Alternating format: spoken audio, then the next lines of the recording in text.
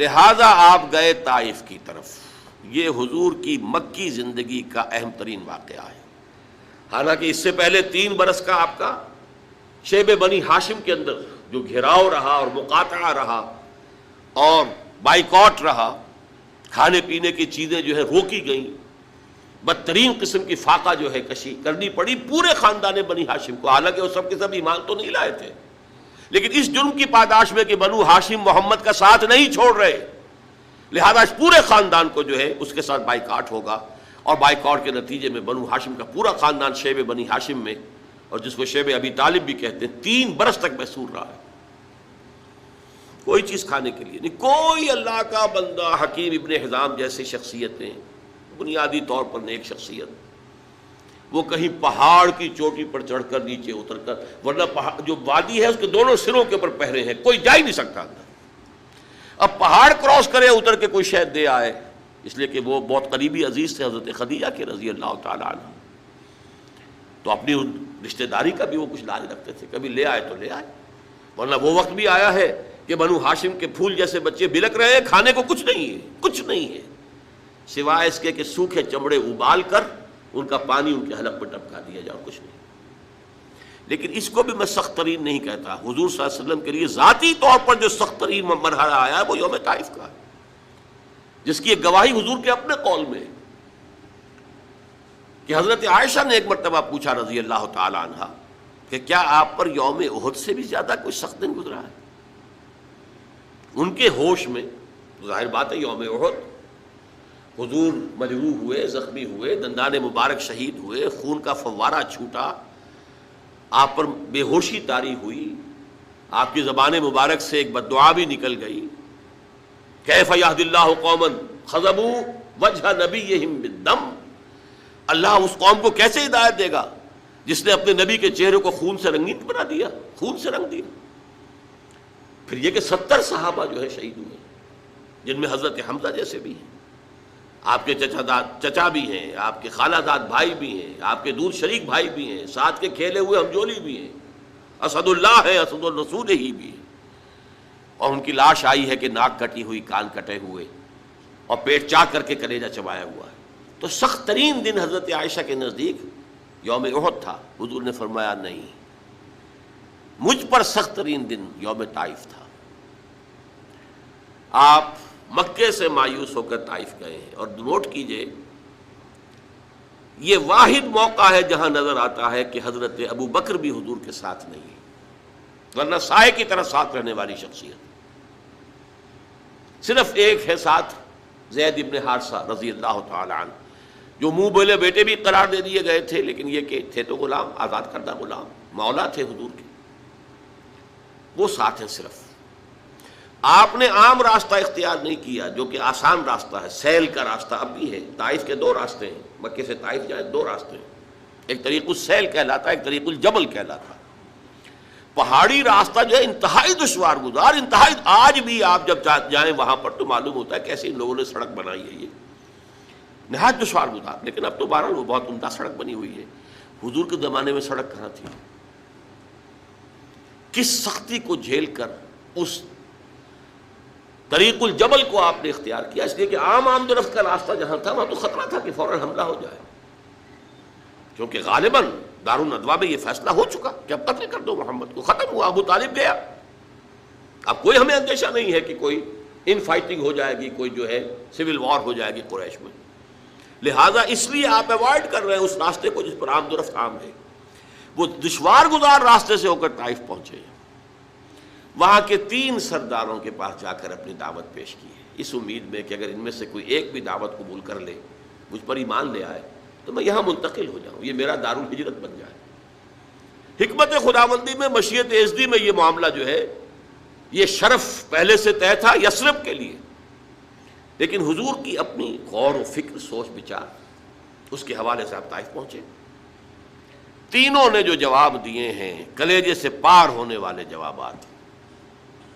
ایک جگہ فوراً روانہ ہو جاؤ یہاں سے، اس لیے کہ ہو سکتا ہے تم سچے ہو، واقعی رسول ہو، تو میں نے کوئی توہین کر دی تو میں مارا جاؤں گا، اور ہو سکتا ہے تم جھوٹے ہو تو جھوٹے کو میں منہ لگانا نہیں چاہتا، لہٰذا روانہ ہی ہو جاؤ. ایک نے کہا تمہارے سوا کوئی نہیں ملا تھا اللہ کو رسول بنانے کے لیے. یہ جو قرآن مجید میں بھی آیت کوٹ ہوئی ہے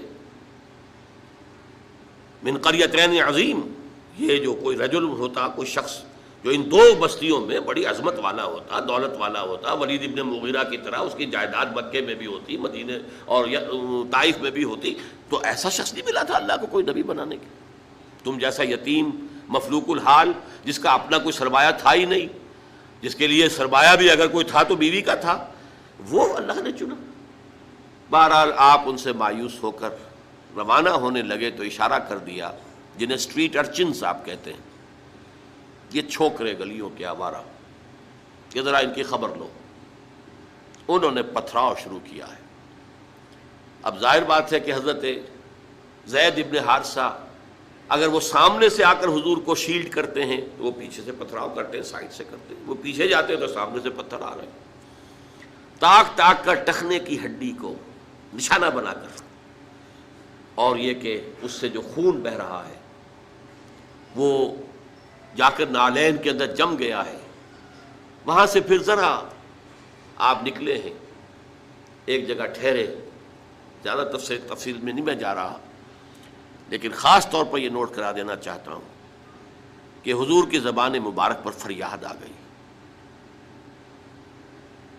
اللہم الیک اشکو ضعف قوتی وقلت حیلتی وہوانی علی الناس. اے اللہ تیری ہی جناب میں فریاد کرتا ہوں اپنی قوت کی کمی کا، اپنے وسائل کی کمی کا، اور لوگوں کے سامنے جو رسوائی ہو رہی ہے، رسوائی، یہ رسوائی مکے میں نہیں ہوئی تھی کبھی، یہ پتھراؤ مکے میں نہیں ہوا تھا کبھی. اللہم الیک اشکو ضعف قوتی وقلت حیلتی وہوانی علی الناس الی من تکلنی. اے اللہ مجھے کس کے حوالے کر دیا ہے، الی بعید یتجہمنی او الی عدو ملکت امری. کیا وہ دور دراز کے لوگ جن کا مجھ سے کوئی تعلق ہی نہیں ہے ان کو مجھ پر حملہ کرنے کے لیے کھلی چھوٹ دے دی، اور کیا دشمن کے حوالے مجھے کر دیا کہ جو چاہے کر گزری. یہ فریاد ہے. لیکن اس کے بعد وہ مقام عبدیت غالب آتی ہے. یہ جو دو نسبتیں ہیں محمد رسول اللہ کی، عبدہ و رسول، مقام عبدیت کا تقاضا کچھ اور ہے. سر تسلیم خم، کوئی شکوہ شکایت زبان پر نہ آئے. فرماتے ہیں ان لم یکن علی غضبک فلا ابالی. اے اللہ اگر تو ناراض نہیں ہے تو پھر مجھے کوئی پرواہ نہیں. سر تسلیم خم ہے جو مزاج یار میں آئے.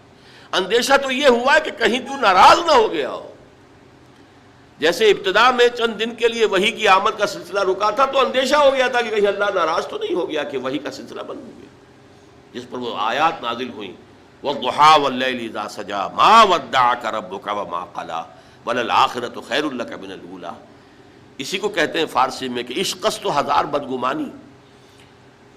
جہاں عشق کا اور محبت کا معاملہ ہوتا ہے تو بڑی جلدی بدگمانی پیدا ہو جاتی ہے، کہیں کوئی ناراض تو نہیں ہو گیا کسی وجہ سے، میری کوئی بات جو ہے کھل تو نہیں گئی کسی چیز سے، کوئی ایسی تو نہیں کہ ناگواری محسوس ہوئی ہو.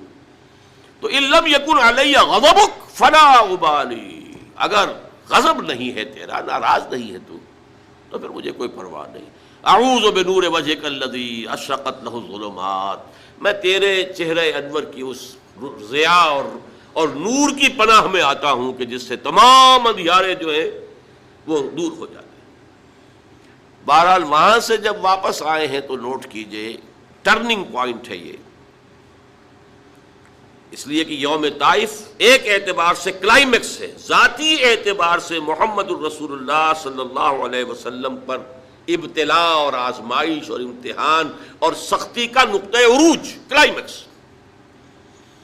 اور اسے مولانا مناظر حسن گیلانی رحمۃ اللہ علیہ نے اپنی تصنیف النبی الخاتم میں ٹرننگ پوائنٹ قرار دیا ہے.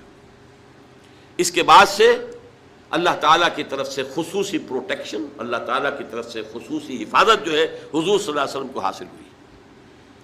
لیکن یہ کہ فوری طور پر طائف سے واپسی کے بعد معاملہ یہ ہوا ہے، عالم اسباب میں حضور کا معاملہ یہ تھا کہ آپ داخل نہیں ہو سکتے مکے میں. کیا کریں؟ وہاں قتل کا فیصلہ ہو چکا، داخل ہوں گا کوئی قتل کر دے گا. اور جب دارالندوہ میں فیصلہ ہو چکا ہو تو کوئی اس کے اوپر جرم نہیں، کوئی اس کے اوپر الزام نہیں، کوئی مقدمہ نہیں بنے گا اس پر۔ طائف گیا تھا، خالی ہاتھ لوٹا ہوں۔ عالم اسباب، اب نوٹ کیجئے جو نقطہ میں واضح کرنا چاہتا ہوں کہ حضور کی ساری جد و جہد عالم اسباب میں قدم بقدم زمین پر چل کر ہوئی ہے۔ عالم اسباب کے وہ استعمال کرتے ہوئے ایک مشرک کو، کافر کو پیغام بھیجتے ہیں، اگر تم مجھے امان دے دو، اپنی امان میں لے لو تو میں مکے میں آ جاؤں۔ مجھے میں بتا چکا ہوں قبیلے کی بات یہ ہوتی ہے، ایک شخص نے امان دے دی تو سب کی طرف سے امان دے دی۔ اس نے انکار کر دیا، پھر زید ابن حارثہ کو دوسرے کے پاس بھیجا، اس نے بھی انکار کر دیا۔ تیسرا شخص وہ شریف النفس تھا، مطعم بن عدی، اس کے پاس جب پیغام پہنچا اس نے کہا ٹھیک ہے آپ میری امان میں آ جائیے۔ آپ نے فرمایا یوں نہیں، آؤ اور لے کر جاؤ۔ اس کی وجہ کیا ہے کہ میں اگر ایسے ہی مکے میں داخل ہو جاؤں، فوراً مجھ پر حملہ کر کے ختم کر دیں تو لوگ تو کہیں گے ہمیں کیا پتا تھا کہ مطعم بن عدی نے امان دی ہے، we didn't know it۔ لہذا آؤ اور لے کر جاؤ۔ اس درجے اسباب جو ہیں دنیاوی، یہ عالم اسباب ہے، اور یہاں جو جد و جہد کرنی ہے اس عالم اسباب کے اندر رہتے ہوئے کرنی ہے، ان اسباب کو بروئے کار لا کر کرنی ہے، انہیں استعمال کر کے کرنی ہے۔ لہذا آپ نے ایک مشرک کافر کی امان لینی قبول کی، اور پھر وہ مطعم بن عدی آیا ہے ہتھیار سجا کر، 6 بیٹے ساتھ لے کر، 6 بیٹے ہتھیاروں سمیت، اور کہتا ہوا میں نے محمد کو امان دی ہے، آج سے محمد میری امان میں، تب مکے میں داخل ہوا۔ یہی وجہ ہے کہ حضور کو اتنا پاس تھا اس کے اس احسان کا۔ غزوہ بدر میں جب 70 قیدی قریش کے حضور کے ہاتھ میں تھے، اسیران بدر، حضور نے فرمایا تھا کہ اگر آج مطعم بن عدی زندہ ہوتا اور وہ سفارش کرتا تو میں ان 70 کے 70 کو چھوڑ دیتا بغیر کسی فدیے کے۔ لیکن یہ کہ مطعم بن عدی کا اس دوران انتقال ہو چکا تھا، وہ اسی حالت کفر و شرک کے اندر مر گیا۔ میں نے کچھ جھلکیاں آپ کو دکھائی ہیں، یہ 10 برس ہیں۔ حضور کا جو انقلابی جد و جہد کا عرصہ ہے وہ 20 برس کا ہے۔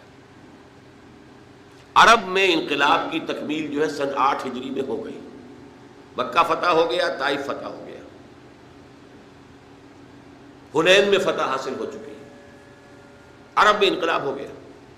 لہذا 12 برس مکے کے اور 8 برس مدینے کے شامل کر لیجئے، 20 برس ہیں۔ ان 20 کو 2 حصوں میں تقسیم کیجئے، 10 سال ادھر 10 سال ادھر۔ پہلے 10 سال کا حاصل یہ ہے جو میں نے آپ کے سامنے رکھ دیا کہ کل 125 یا 150 افراد ایمان لائے۔ دین کی بات پھیلانا صدقہ جاریہ ہے، لہٰذا اگر آپ کو دین کی یہ بات پسند آئی تو جہاں تک ممکن ہو سکے اسے اور بھی آگے پہنچاتے رہیں۔ جزاک اللہ۔